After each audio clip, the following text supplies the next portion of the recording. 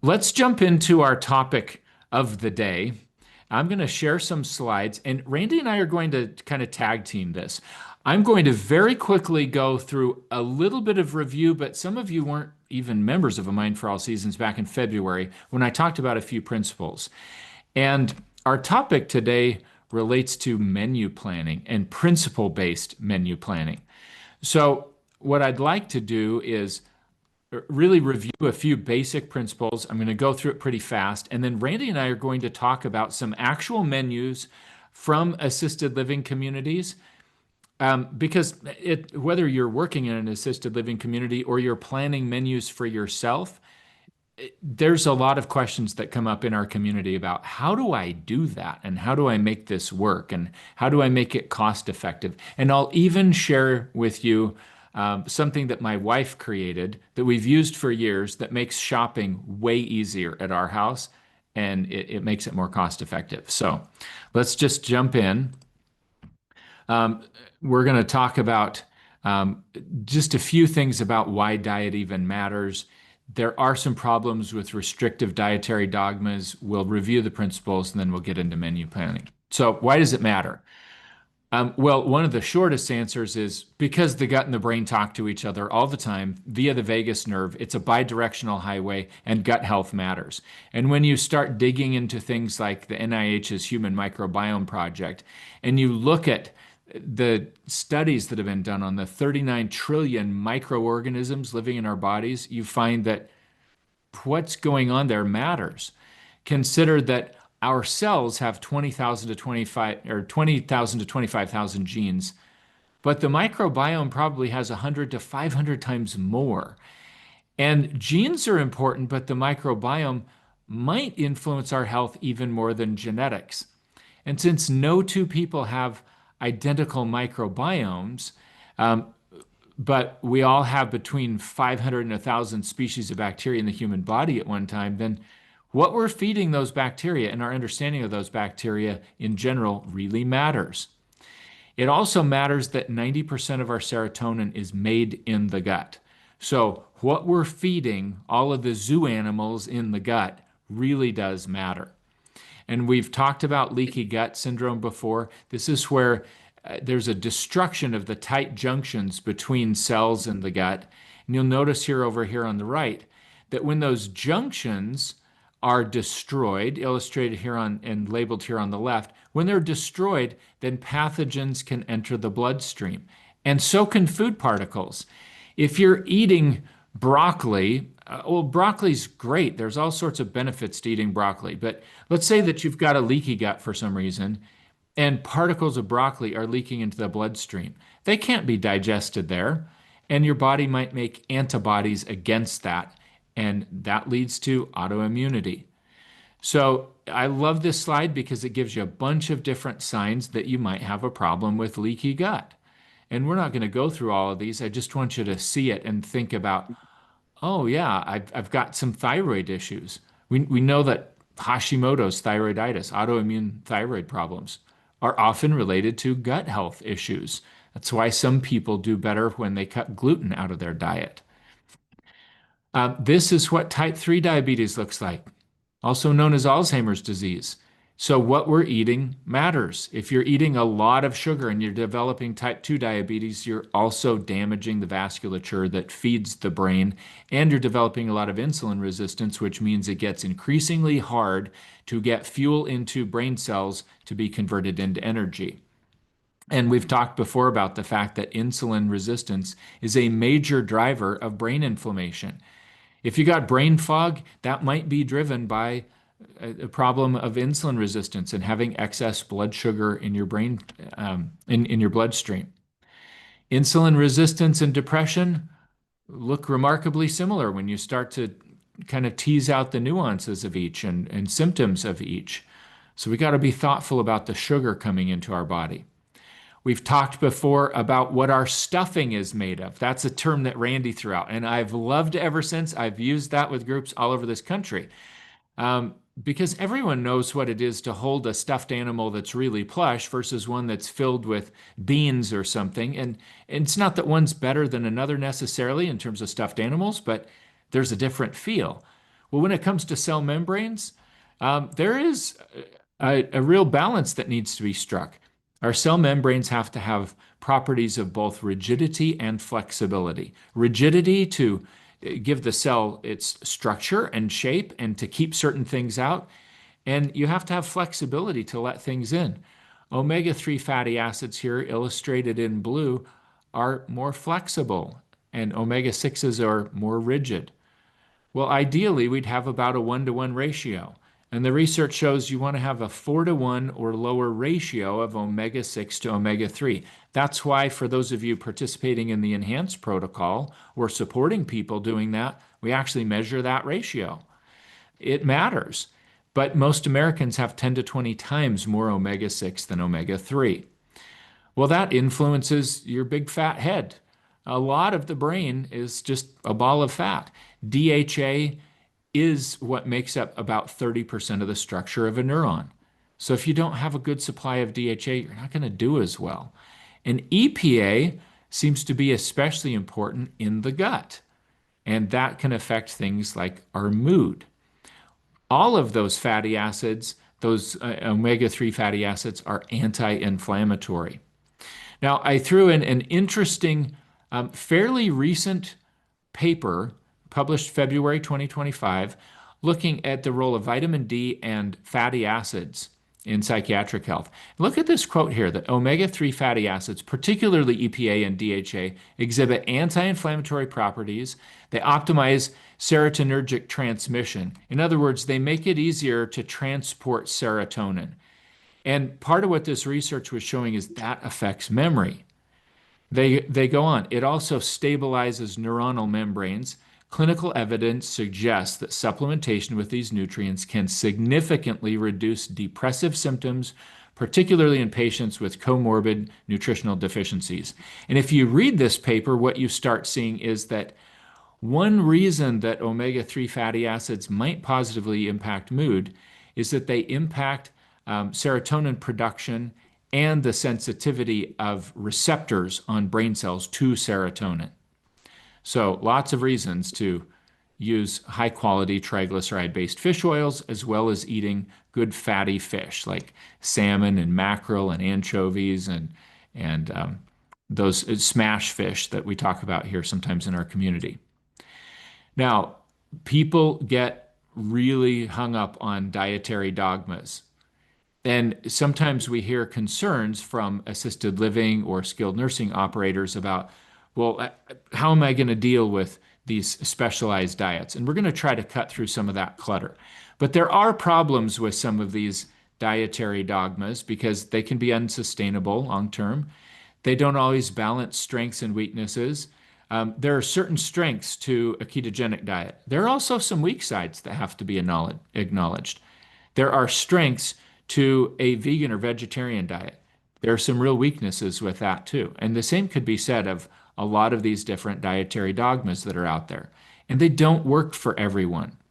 So the way that we find balance is through principles. One of the most important principles that we could start with, and if you're looking at a menu, if you're starting to try to think, okay, what would be a principle-based approach to planning menus either for myself or for people that I'm serving? The easiest place to start is, well, let's just make sure that wherever possible that we're eating real food. I don't know how many times I've heard Randy say, if it is real, if it's raw, if it's in the form that you find it in nature, it's good for food, as long as something terrible hasn't been done to it, like spraying all the grain supply with glyphosate. That's not the problem of the grain. That's what's been done to the food. But let's start with eating real food. Randy loves to talk about eating the rainbow. And it's not this rainbow, and it's not that rainbow. We're talking about the rainbow of micronutrients that are found when you go to the produce section and you pick something up and you start to have an appreciation for all the nutrition that is wrapped up in those little micronutrients that give these different foods their colors. So what are some other principles that can help us prevent slipping into tribalism? Well, one is that fasting is pretty foundational. Humans are not meant to have food in the gut all the time. We've got to be thoughtful about times when we are not eating. And unfortunately, one area where we've really gotten away from this, in my opinion, is long-term care. Um, we just have food 24/7 for people. And I realize that we need to follow regulations. We have to be very careful with some things and understand that different people have different opinions about this. But if you're constantly eating, especially the kinds of foods that most people get in long-term care, then you just constantly have the insulin switch flipped up. And for people that have a lot of problems with insulin signaling, that can be an issue. So one of the ways, if you're looking for a place to start with someone in long-term care, you might make sure that they're the first people to eat their evening meal and the last people to come to breakfast, so that you've got this longer eating window, or excuse me, this longer fasting window. That can be one way of dealing with this principle that fasting is foundational. Another principle we talked about, eating real food. But closely on the heels of that is the fact that food is fuel. And I realize that food is wrapped up in a lot of our culture and our celebrations, and it's important, and food is enjoyable and delightful. And I understand all of that. But at the core, food is fuel. And if we look at it that way and say, well, what job have I hired this food to do? How am I running the engine? Or how is this other person running the engine? Then we start to understand some things that we can leverage in our planning. I think my 16-year-old son, who just finished his cross-country season and thinks it nothing to go out and run 10 miles a day, and he's growing like a weed, is in a very different metabolic state than an 80-year-old who's been sedentary for the last 40 years and needs to lose 300 pounds and has Alzheimer's disease. So we need to consider, what's the fuel for? If you're sitting all day long, you don't need a bunch of carbohydrate. Randy shared before that a physician he's worked with for a long time, Dr. Willie, who loves to talk about food as medicine, has said that carbohydrates are for the heavy exerciser. And some of the people that we're serving, or maybe some of us, do enough sitting that we don't need all those carbs. They're not a fuel that are going to serve us well. So related to this is choose your fuel based on your goals. And if your goal is to lose weight, then eating excessive carbohydrates is counter to the goal. If the goal is to improve insulin sensitivity, then we need to quit screaming with the insulin signal. We need to cut that signal. If we're trying to help someone stabilize their weight, then we need to add in some carbohydrates. We need to have an insulin response, and we might want to be thoughtful about how we manage that goal. Whatever we do, we need to control sugars, because chronically elevated blood sugar is very damaging to every tissue of the body. That's why the body will work triple time to try to get sugar out of the bloodstream and deliver it to mitochondria, where it can be produced into energy. We need to understand that hormones drive hunger and satiety. I find this especially helpful in my own life. Just because I feel hungry doesn't mean that I have to eat if that's not going to serve my goal at the time. Sometimes I choose to listen to that signal, sometimes I don't. But I also understand that if I eat a high carbohydrate dinner, for example, I know I'm going to be ravenously hungry the next morning. And that's just because when your sugars spike and come back down, it usually triggers a lot of ghrelin hormone, and that makes you feel hungry. Whereas if I eat a very low carb dinner with lots of healthy fats, like I eat a bunch of salad with extra virgin olive oil and I have some olives with that, and maybe I have some salmon that's got a lot of fat in it as well. Fat triggers the body to release more leptin, and you feel more full. And I don't feel so hungry the next morning. And just understanding that influences the way that we make choices. We also need to understand food timing, and that food is consumed in a context, and context really matters. We have a member here at Mind for All Seasons who was wearing a continuous glucose monitor, and he decided to do an experiment. He went off and he got a Dairy Queen Blizzard, and his sugars went up to something like 180. And I said, well, I want you to do another experiment. I want you to eat a really large dinner salad and then get that Dairy Queen blizzard immediately after it. And he did that, and his sugars only went up to the mid 120s. And it's because when you pair fiber with carbohydrate, it slows the release of the sugar. So context matters and timing matters. Eating vegetables first matters in a lot of ways. Lastly, we need to understand that insulin is the hormone of growth and storage. So if we're trying to gain, if we're trying to build muscle, if we're trying to gain weight, then insulin will help us do that. But if we're trying to lose, then provoking an insulin response in general might be counterproductive. Now, there are specific diets that can be helpful. I pointed out earlier that a ketogenic diet has a strength side and a weak side. All of these diets have some strengths and some weaknesses. But if you view them as tools in the toolbox, not a dogma to use for the rest of forever, but a tool that you can use for a specific purpose, then planning and our whole approach toward food becomes just a little bit different. Now, how do we shift from short-term interventions to long-term success?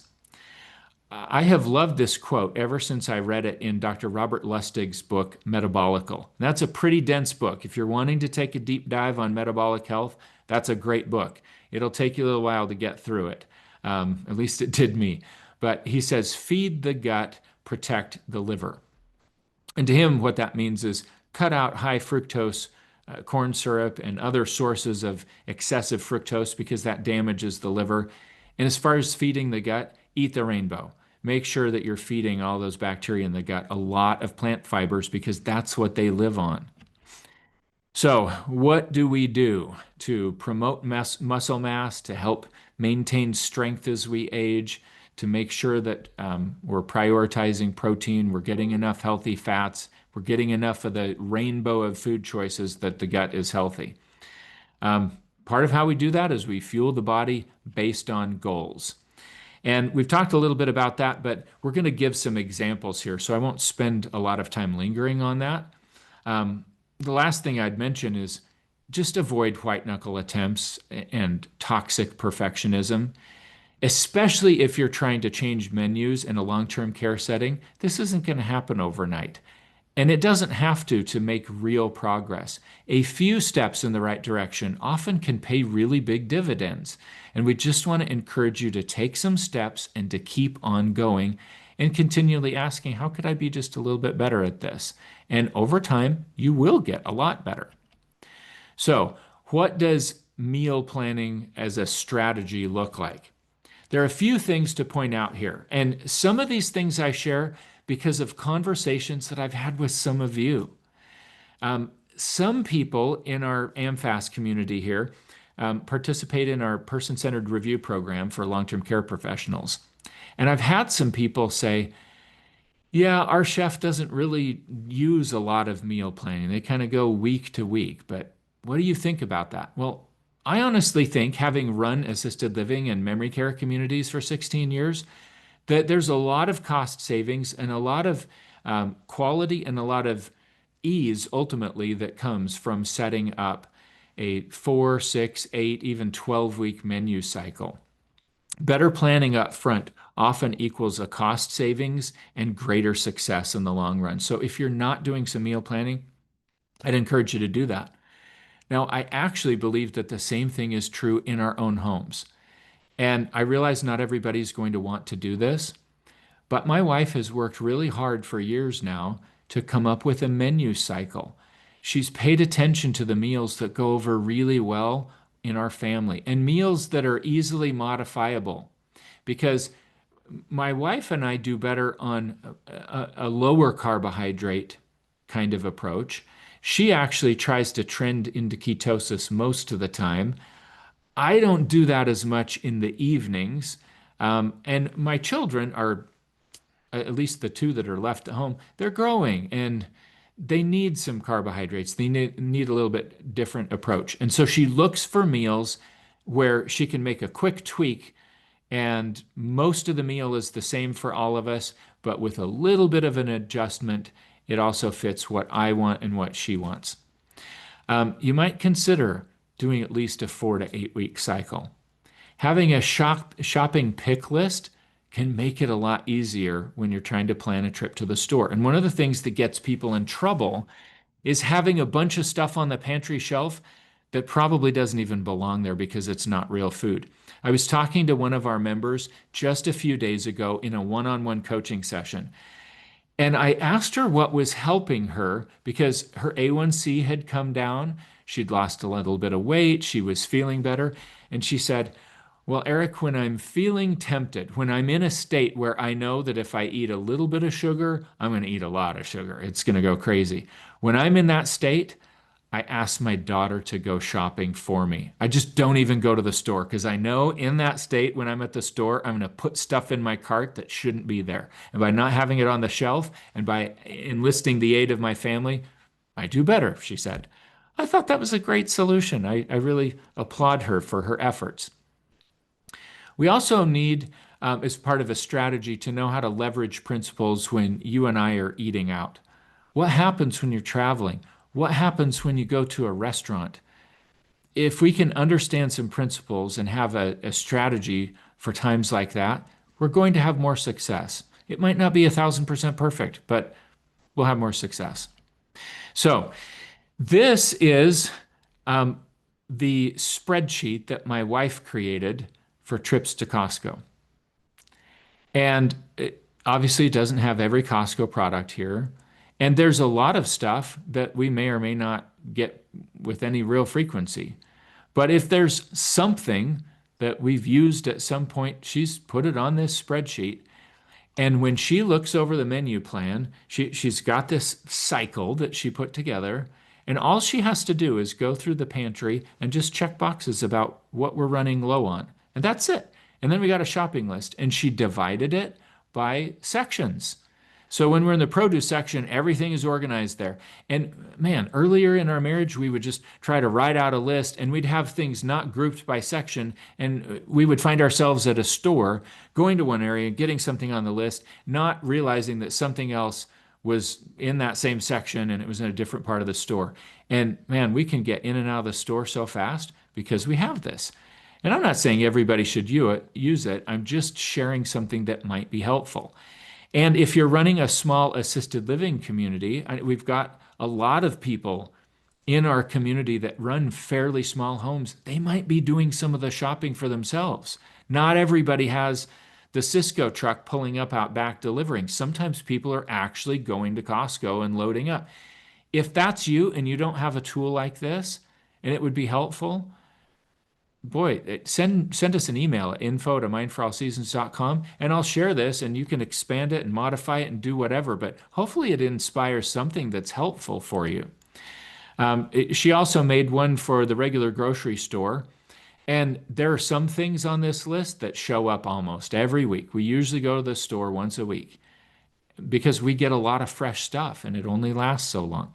There are certain things on here that we hardly ever get, but they're there because when we are going to get something like that, if it's something used for a special occasion, bam, you just check it off the list and there you go. Now, this is where Randy and I are going to do some collaboration. And before we jump into that, I want to address any questions that we have. So what we're going to be doing is looking over some menus and talking about thoughtful ways that we could modify this if we wanted to make a difference in adults that were really struggling with cognitive and mental health. While you start thinking about that, I'm going to come to the chat because there are some questions in the chat. And I want to pause and see, number one, if there are any questions that you haven't put in the chat about anything that I've thrown out so far. And let's just see what else might be here from everyone. So Randy wants to share a dogma that keeps me friendly with the dietary dogma community as a whole. You don't have to be perfect with your diet to get excellent outcomes. The 80-20 rule can make a substantial difference. Yeah, great comment. I totally agree. People ask me all the time, like, Eric, do you ever have a cookie? Do you ever have cake? Or do you ever have a pie? Hey, my birthday's coming up, and I can't wait for the cherry pie that I'm going to have on my birthday because my wife makes the best cherry pie. But I'm going to be thoughtful about it. I'm going to have a really good meal first, and I'm not going to wait 2 hours to have my cherry pie. I'm going to have a nice dinner salad. I'm going to have a nice piece of protein. I'm going to have some really good vegetables that go with it because that's what I want to eat. That's what sounds really good. And I'm going to have my cherry pie right after that. And it's not going to wreck me. I'm not going to feel it the next day because I know that about my body. Now, if I ate cherry pie every night, I would notice it. I definitely would notice it. But I totally agree with this concept that Randy's talked about the 80-20 rule. Randy says the more poor your health, the more strict you might need to be for a while. Also true. I needed to lose 30 pounds when I first met Randy Vawdrey. And when he taught me how to leverage principles, I was literally passing through his town on the way to go consult at a critical access hospital. I was going to be gone for 3 days. And as we sat in his living room and he shared principles with me, the light bulb totally went on in my head. And I realized if I can figure out how to do this while I'm on the road, I know I can do it long term. And I'll tell you that within 2.5 or 3 months, 30 pounds was gone. And it wasn't hard, it wasn't painful, and I actually felt so amazing that I kept up a very strict ketogenic diet for somewhere around 6 to 9 months. It's been enough years, I don't remember exactly how long I went. And then I realized, I don't want to. I don't want to lose muscle mass here, so I'm going to liberalize my diet just a little bit. And I've never looked back. But he's right. You might have to be strict up front if you got a challenge, and it's worth it to do that. If you're wondering what I did when I was on the road, instead of going to a restaurant, as soon as I got to the town where I was consulting, I went to the grocery store and I bought foods at the grocery store that I knew would help me do exactly what Randy taught me in that first meeting. And that was the beginning of some real success in my own life. So grateful for that. Okay. Any other comments or questions before we look over some menus here? Yeah, I want to share a dogma. Eric, will you do me a favor and pull up the slide about dogmas real quick? I want Sure. to share a thought about this. Sure. Um, I owned a weight loss company for 10 years. And so I kept done hundreds, maybe thousands of counseling appointments with people who are trying to dial in their diet. And I can tell you that I've seen the panic attacks about food. So, for example, when I would consult with people about their diets, I'd say, "Tell me what you had for dinner last night." I actually had one beautiful lady, she's middle-aged, looked healthy, looked really good, but just wanted to lose that extra 5 or 10 pounds. And her eyes welled up with tears, and these crocodile tears just streamed down her face. And she's like, "I feel so guilty because I had rice last night for dinner, and I'm trying to eat low carb. I can't believe I ate rice. I feel so stupid, Randy. Ugh." And I thought, okay, we got to talk through this because there's nothing inherently wrong with a little rice for Pete's sake. You know what I'm saying? So this is where the 80-20 principle comes in, and this is where the dogma principle comes in. It's not uncommon in the morning that my breakfast is a keto breakfast. Here's what that means. I have eggs.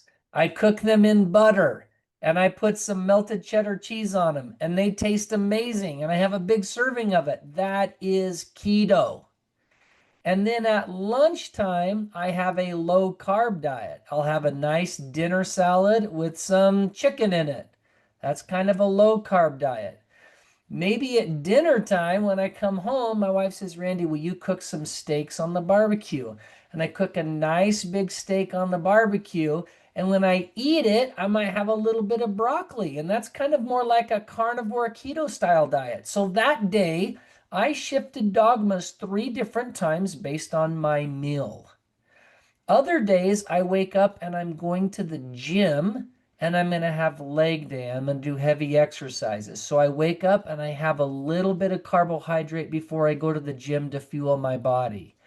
And then I do a heavy exercise and I meet my buddy at a local restaurant and I have a big omelet. And with that omelet, I have sourdough because I love sourdough. It's amazing. And then maybe they say, hey, do you want hash browns with that? No, I don't want hash browns. How about fresh fruit? Give me a bowl of fruit. Okay, perfect. That is much more of a higher carb diet. But look at how I employed that. On the day I didn't have time to go to the gym, I ate keto. On the day I go to the gym and have a heavy exercise, I have a carbohydrate laden loaded meal. I have issues when someone just does one dietary type for long periods of time. It likely ends with dissatisfaction or side effects or food fatigue or so forth. That's how I get along with all the dogma communities. I can resonate with those who are carnivore. I can resonate with those who are keto. I can resonate with those who are gluten free because every week, I live that dogma at one meal or another. Okay. Now let's talk about the 80/20 principle. This 80/20 principle is you don't have to eat perfect to do very well. That sweet little lady that came in tearful because she had a serving of rice at night, I was being like, oh, come on, give me a freaking break. There's nothing wrong with that.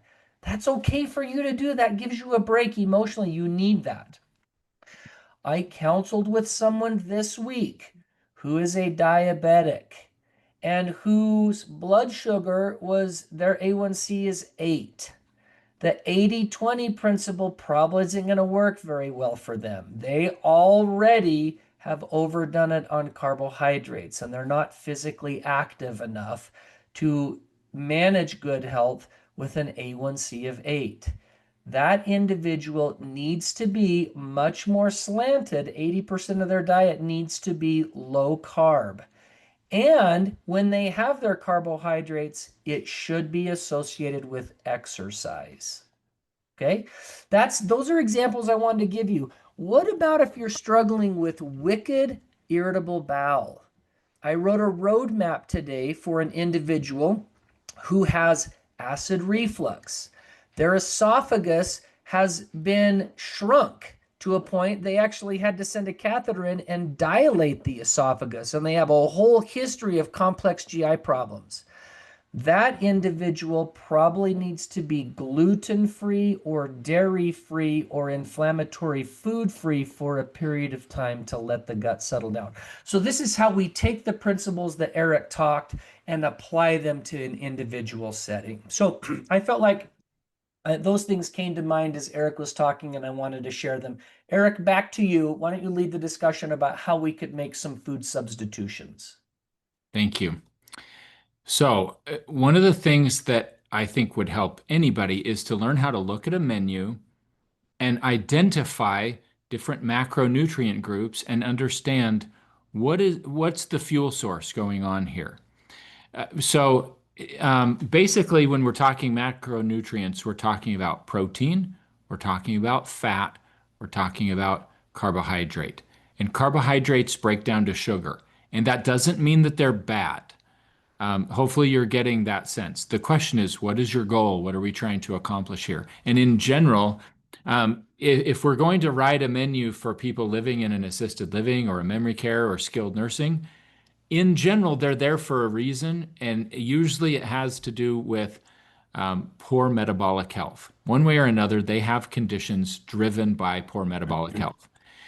And that means that if we're trending in the direction of high carbohydrate meals, we get into trouble. So, what do you see here on Sunday morning for breakfast? Whole wheat pancakes. Well, whole wheat makes it sound like health food. And I don't have a problem with whole wheat, but those pancakes are going to break down to sugar, and that's going to elevate sugar. Plus, Um, Eric, let me add this. If you look at that mineral generally, whole wheat pancakes, fruit, whole grain hot cereal. yep. Now you are loaded with carbohydrate, and the protein source is the leanest protein source on the planet. Turkey bacon, Mhm. nothing wrong with it, but there's virtually no fat in that. And you're going to get these little slivers of turkey bacon where your amount of protein in that's probably 1/10 of the amount of carbohydrate in that meal. So this meal is very imbalanced. Yeah. And remember that food we have to take into account the context in which we're eating food. It's very different to eat a piece of bacon by itself, or to eat a piece of bacon with scrambled eggs and nothing else. That's totally different. It's a different context than eating pancakes drenched in Mrs. Butterworth syrup with bacon and eggs. Because now we've changed the mix. Now we've got high sugar and higher fat and protein. And we need to understand the consequences of that. So, Randy, if you were working with, and this is actually a sample menu from a community that we did work with years ago in Arizona, and we had to work with them on changing up some of these things. So, if we were sitting down back at the table, what are the kinds of things that you would encourage them to explore swapping out here to reduce the sugar load at a breakfast like is here on this menu? Yeah, so I would say to them, hey, listen, is it easier to have the pancakes or the hot cereal? And they might say, well, the pancakes are actually more popular. And I say, okay, let's do the pancakes. Could we have more protein? Where can we get some protein in this particular meal? And they say, well, we could keep the turkey bacon. Could we double the amount of turkey bacon? Sure. Could we add an egg to that? If we added an egg to that, now the egg, egg is kind of this miracle food because egg is about 50% fat and about 50% protein. So our seniors get tremendous benefit from those eggs, right? Eggs are the number one source of choline on the planet. Choline is what your brain needs to run neurotransmitters. So I would say let's try to eliminate, let's substitute one of these high carbs, either the pancake or the hot cereal, and see if we could put a substitution list that had either a little bit more egg or a little bit more bacon in that meal. Okay, excellent. Now, what if they were serving a couple of residents who had decided to go all in? They wanted to really improve their metabolic health. The families and the doctors were all on board, and they needed to eat a ketogenic diet. What else could we do here to turn this into a ketogenic diet? Yeah, so the easy thing to do if we made this a ketogenic diet, remember, ketogenic means we want to have a little bit higher fat. So then I would substitute the turkey bacon for some other form of protein that actually had fat in it. And a great source of that would be sausage. So could Hmm. I do link sausage or could I do a sausage patty? Another thing we could do is add those eggs and eliminate the carbohydrate. Or the third thing I could do is I could have a bulletproof coffee as a breakfast drink. Now, Eric, maybe our group needs a quick update of what bulletproof coffee is. Do you want to share that? Sure. The term bulletproof coffee comes from Dave Asprey, um, who is kind of a biohacker out there. But a lot of different people do this. And essentially, it's kind of a buttered coffee, or you could do it with tea. Um, and essentially, you're putting about a tablespoon of butter in coffee, and you might add in a teaspoon or two of MCT oil, medium chain triglyceride oil. It comes from coconut oil. So you're adding fats to the coffee. You might add in a little bit of heavy cream, but you're not using milk. You're not adding in sugar. The whole point is that it's a drink with fats. And not only is it a drink with fats, the science actually supports that the fats in that type of bulletproof coffee are quickly turned to a ketone, right? That's where those fats come from. And the healthy fat supports ketogenic diet. So if you're a non-coffee drinker like me, I don't drink coffee, you might do it with a hot cocoa. You could do a cocoa mix. There's a cacao mix that I love. It's basically cocoa tea leaves that you just steep. It tastes amazing. It's like drinking dark chocolate. And then you just put a little butter and a little bit of cream in it, heavy whipping cream. My gosh, it's like having a dessert for breakfast. But the ability to support ketogenic diets are amazing. So that's a way that I would change that particular meal into a keto-based meal. Great. If you want to understand a little bit more about ketogenic diets, there is a handout in both membership sites, both the PCR site and the AMFAS membership site, that has keto basics. And it will point you toward things like if you were to count calories, about 70 to 75% of your calories in a meal would come from healthy fats. So, like when I have three scrambled eggs and a whole avocado, and that's breakfast, That's a very ketogenic meal. There's a ton of fat in that avocado. And so in this situation, if you had residents that really liked avocados, that's an easy way to add good fat and fiber to a meal. Um, before we go on to another menu, let's just look at something like um, Tuesday lunch, where they list citrus salmon with mango salsa, vegetable whole wheat, couscous, greens with beans, whole grain bread or roll, and butter or margarine, watermelon, and then your choice of beverage. Um, Randy, if the community in general says we want to offer a meal that's really supportive of good brain health, then what's your reaction to that lunch? Well, I love the salmon. I would ask them, tell me about the mango salsa. Mango salsa in many instances is more like a mango syrup, a mango flavored syrup, not necessarily like diced mango. I would, if it was diced mango, I wouldn't have a big deal with that. I love the greens with beans. I'd be okay with that. I'd ask about the vegetable whole wheat couscous. I don't know. I actually don't know what that means. Is that a vegetable and couscous? Couscous is a pasta, or is it just the pasta itself? Um, the bread, where possible, seniors get plenty of carbohydrates. So if it depends on the senior, right? Do we want to try to go with bread or without bread? And certainly, I'm a purist. I would ditch the margarine. No margarine, right? We're a butter. Now, butter costs like three times this, the amount for margarine. So I recognize if we're on a budget, why that happens. Although, from a practical standpoint, I don't love it. Eric, did I answer your question? Yeah, you did. Um, One other thing that I'd point out here is look at these evening snacks. These snacks for bedtime. HS is hour of sleep, if you're not familiar with that. So this is what you do if someone ate a high carb dinner and they were hungry an hour and a half later, and you don't want to send them to bed hungry. Well, if you give someone a peanut butter and jelly sandwich right before bed, I don't think that that's going to go very well for most people. And Randy, I'd love your additional perspective here, but in general, one of the challenges that wakes people up at night is when blood sugars are dropping. And if you give PB&J, and as much as I love a peanut butter and jelly sandwich, um, it's going to spike your sugars for most people. They're going to come crashing back down, and that could wake you up because alarm bells go off in your head when your sugars are dropping.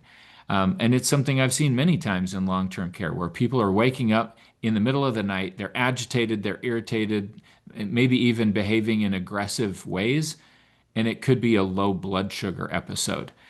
So, Randy, I'd love your additional thoughts about that, as well as recommendations for evening snacks that wouldn't cause so much of a challenge for people like that. My opinion is that all evening snacks should follow a ketogenic model. We shouldn't be loading our system with high blood sugar right before we crawl into bed. That is fraught with so many problems.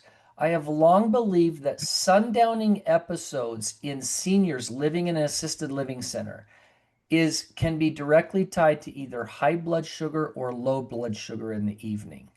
Now, I'll give you an example of this. I had a client that absolutely beat the tar out of everybody, and they shipped him to a psychiatric facility. They changed all of his medicines and shipped him back.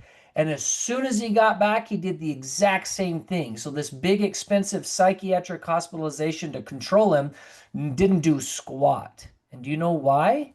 It's because his blood sugar was so erratic. It was a very brittle diabetic.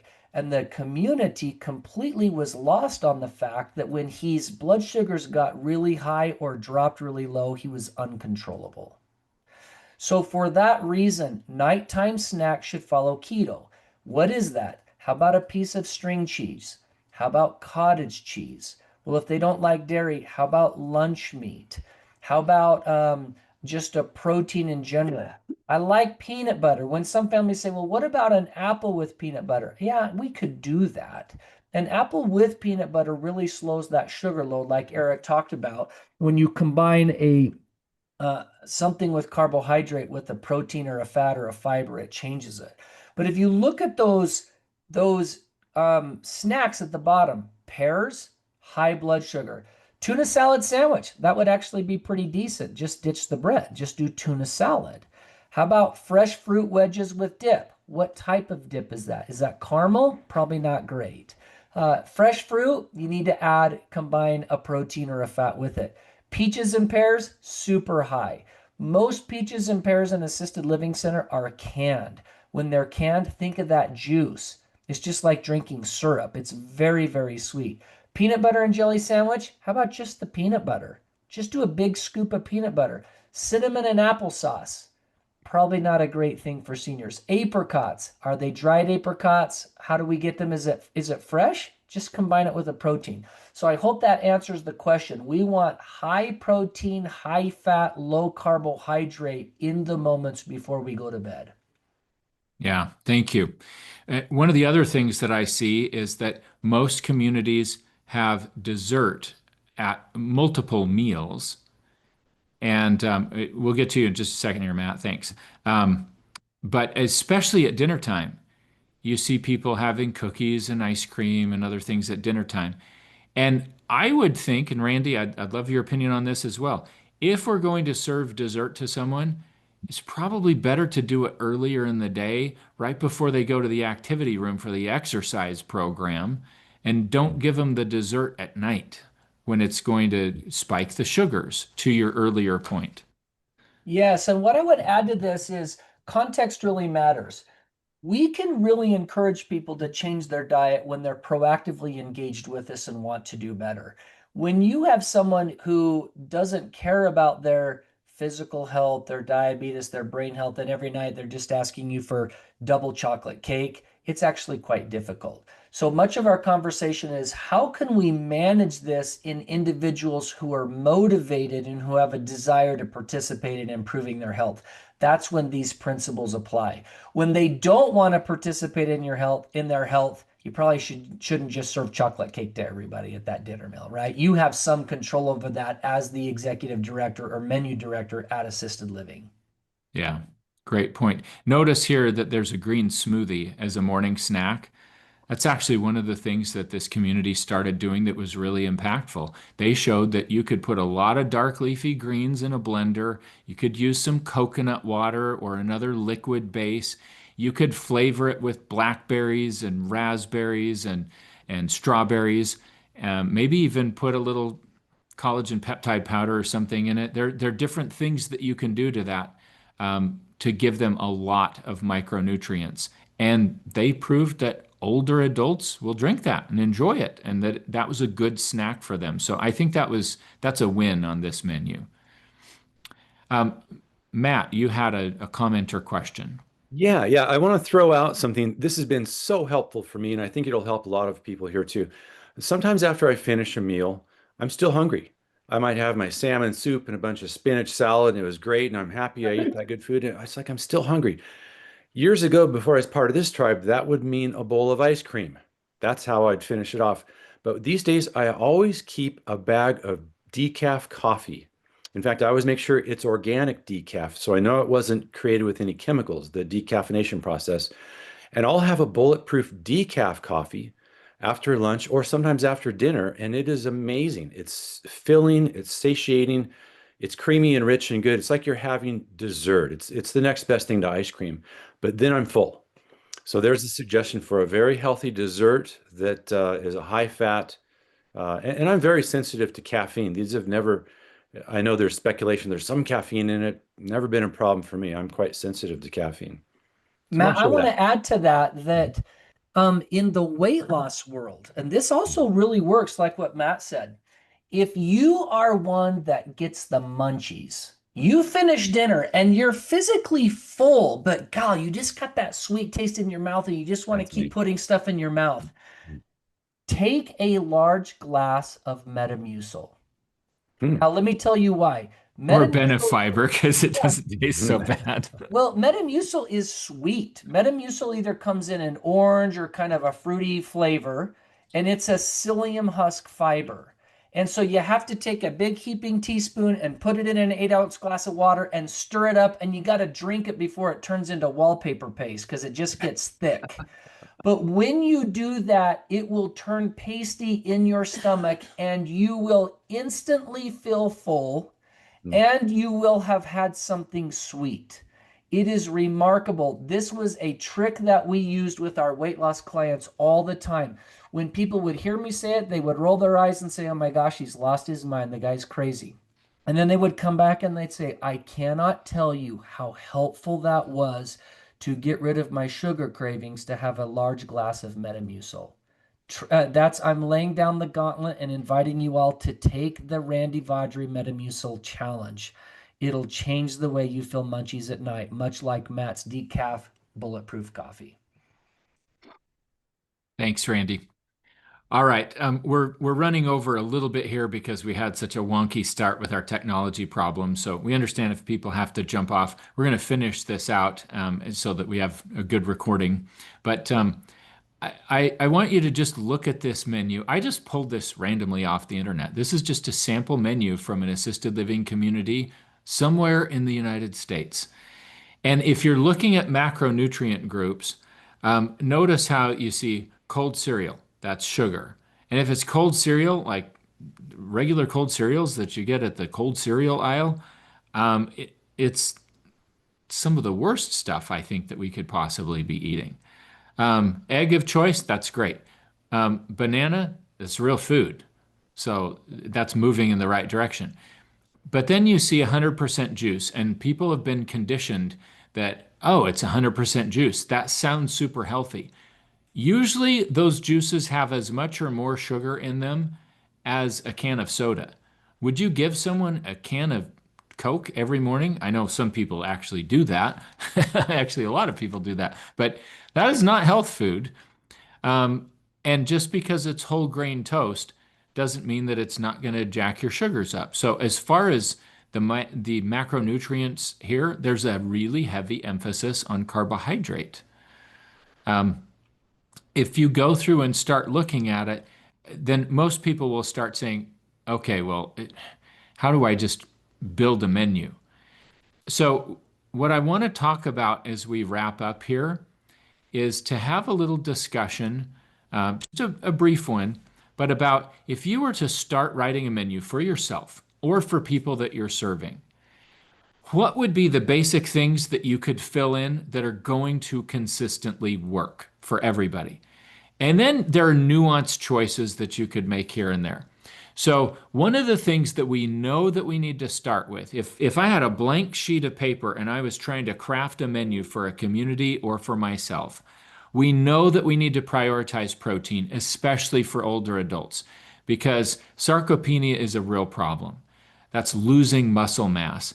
When you lose muscle mass, you're losing energy production capacity. You're losing the ability to get in and out of bed or on and off the commode on your own. So we need to prioritize protein. So you might go through breakfast, lunch, and dinner and say, well, what's my protein going to be here? That's a pretty safe place to start. And Randy has done other master classes talking about some of the other nuances of diet and really discussing, let's figure out our protein requirement and start there. So that might be one thing that we can do. The next thing that's super safe for everybody is to make sure that we're getting plenty of good vegetables. What are our salads going to be? How could we do some creative things with our veggies? Could we have some roasted asparagus at one meal? Maybe roast some broccoli at another meal. Maybe mix up some broccoli and cauliflower and maybe a few carrots in there. So we're getting different phytonutrients, different flavor profiles, but it's actually pretty inexpensive to do something like that. So we could go plug in veggies across the board. If you're worried about breakfast and veggies, um, you don't necessarily have to throw them in there, but you could do a smoothie and you could have some dark leafy greens that have more antioxidants in them even than a lot of fruits out there. That could be something that's a possibility. You could ask, well, what am I doing to add in healthy fats that promote satiety, that for people that need to get trending in the direction of having the liver produce ketones, because that's a more efficient fuel source. And when we're trending into ketosis, we're also improving insulin sensitivity. Well, if we're doing that, could we give people more avocados? Could we serve something that has some guacamole with it, maybe? Or could we put an avocado in a smoothie? Do we have people that like olives? Could we add olives in some of our meals or on some of our salads? Could we finish our salads with lots of extra virgin olive oil? Could we use olive oil in other areas? Could we cook things in avocado oil instead of using the seed oils that are out there that are much more damaging to the body, more pro-inflammatory? So we could start looking at fats and where we could work those things in. And then we could start making some decisions related to carbohydrate and what would be appropriate for people and what options we might want to give them. We might also want to be thoughtful about fruit. Maybe in terms of our dessert planning, we have a dish of raspberries and cream instead of just a cookie, so that we're eating real food instead of something that's a little bit more processed. I'm not saying you never serve the cookie, but fruit is an excellent dessert when it's done in the right ways. Randy, what would you add to sort of that overview of if we're trying to build a menu from scratch, what do we do? Where do we start? I probably missed some things that you could fill in for us. And you're muted. Sorry, thank you. I loved your statement about start with a protein. I don't think we do that enough in our society. I think that for some, it's probably because the dogma forever has been that saturated fat clogs our arteries and causes cardiovascular disease. So we're cautious about a hamburger patty, or we're cautious about beef or something like that. But we need to start with a protein. It is so easy to get enough carbohydrates and so difficult to get enough protein. If you follow the message boards, if you follow the functional medicine right now, it's all talking about protein deficits in our seniors. So we need to always just start. Just think, if we start with a big piece of protein on their plate, that's the starting point. Then you can basically fill in from there. Eric, inherent in this conversation about protein is how we talk about dentures and dentition, because many seniors don't have their teeth anymore. That complicates this concept of getting enough protein in seniors. And that probably merits a little bit more discussion. Eric, you probably have more experience with that because you were an assisted living executive director for many years. But I think that should be talked about in a senior living context. Any thoughts about that? Yeah, I agree that we need to be thoughtful about dentition. There are lots of ways to mechanically alter diets. Different states have different regulations as far as what can be done in assisted living versus what has to be done in skilled nursing. So you got to pay attention to local rules and regulations, and most providers are aware of those things in their states. Um, but yeah, there were lots of times that we would have to do everything from uh, cutting up food for people into small bites, to blending foods up, or maybe prioritizing things like ground beef instead of giving a nice steak or something. Not that you can afford to serve steak all the time in an assisted living community anyway. Um, but yeah, be thoughtful about that. Spencer has a good question here as well. So let me just check with you, Randy, if there's any other thoughts on where you start with a menu, if you're just trying to do this. Is there anything else that maybe I missed that we should add? Yeah, so we start with a menu, and then the next thing we try to get is a little bit of fiber. So this No, is start with a hard. protein, I think you meant. Oh, yeah, sorry. I start with a menu, duh. We start with a protein. And then the next thing we try to get is a little bit of fiber. So this is where we try to fill in with vegetables, and we try to fill in with a little bit of maybe fruit. Fresh fruit is always better than canned fruit. Canned fruit's easy because it's very sweet and very tasty and it's soft.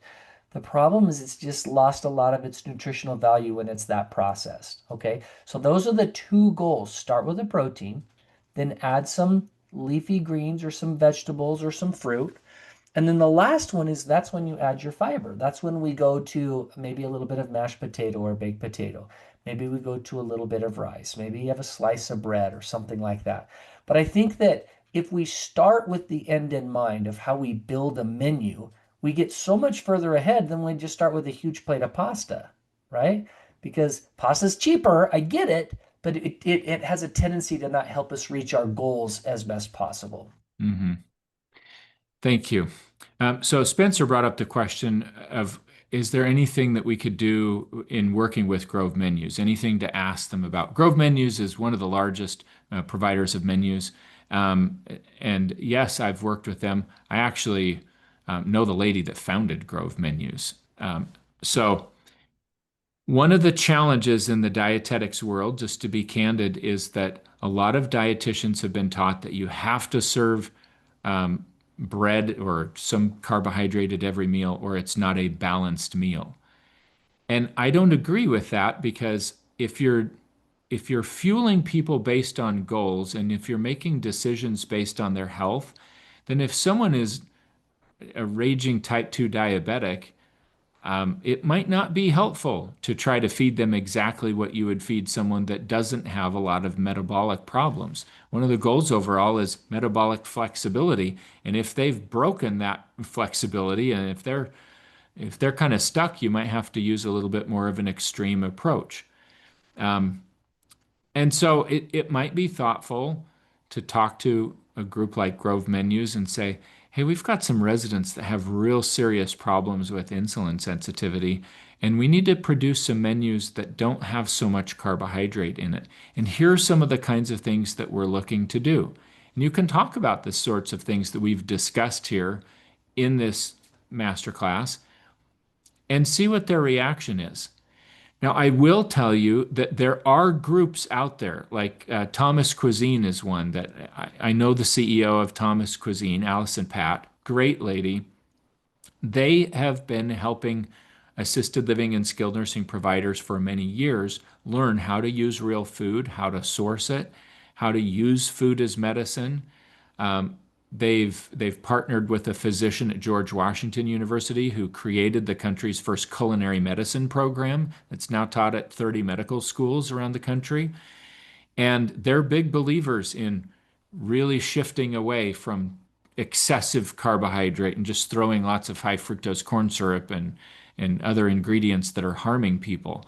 So if you, I don't know what you're going to get, Spencer, if you have a conversation with your menu provider, but sometimes I've heard people say, oh, you have to do this or I'll lose my license. And just know I've talked to other people like those at Thomas Cuisine who've said, that's not true. I totally disagree with that. We do this all the time. So there are some alternate views out there, and they're successfully being implemented.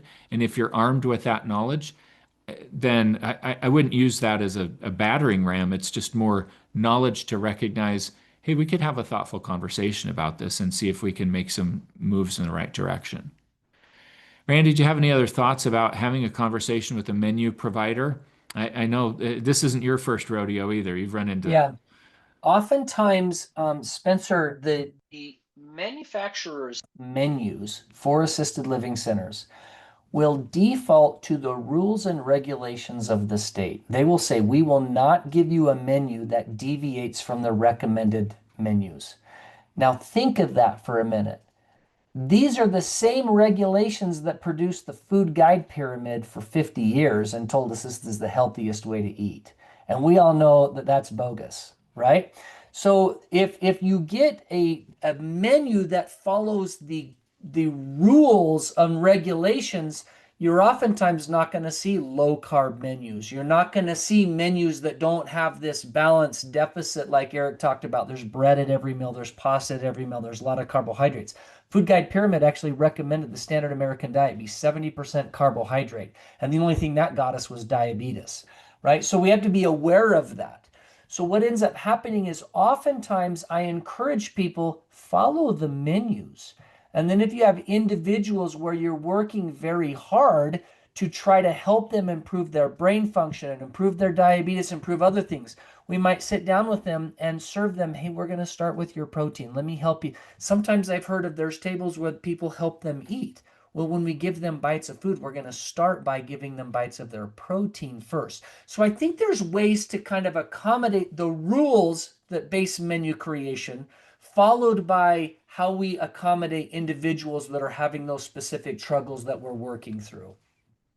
The last thought I'd add to that, that was very helpful, is something that I've seen you do many times, Randy, and that's to coordinate with a person's primary care provider when we're really trying to work harder with them and get specific orders related to their diet from the doctor. And if the doctor says this resident needs to be on a ketogenic diet, for example, because we're going to try to back them out of type 2 diabetes, well, then you're not painting a target on you as far as deviating from the menu. You're actually following physician orders, and that Correct. tremendously supersedes the diet order. So, um, I hope this was helpful. There's a lot more that could be said about this topic. This is a topic that we'll revisit pretty regularly, especially with some of our assisted living members of our community, because this is something that's hard that people are wrestling with. Um, if there are other topics that would be especially helpful to any of you, we are eager to have feedback from you. We would love to hear the things that are going to have the biggest impact. And I will just say that this session happened specifically because some assisted living providers said, we need this. This would help us. And so we wanted to accommodate that, and we tried to quickly make it happen. Anyway, thank you for being here. Randy, as always, thank you for your tremendous insights and your guidance here. Thanks for the great questions that came up, everybody, and thank you for your patience as we dealt with some of the technical challenges on the membership site earlier that prevented us starting this on time. Hope you all have a great weekend, and we look forward to seeing you again in another 7 days for Masterclass.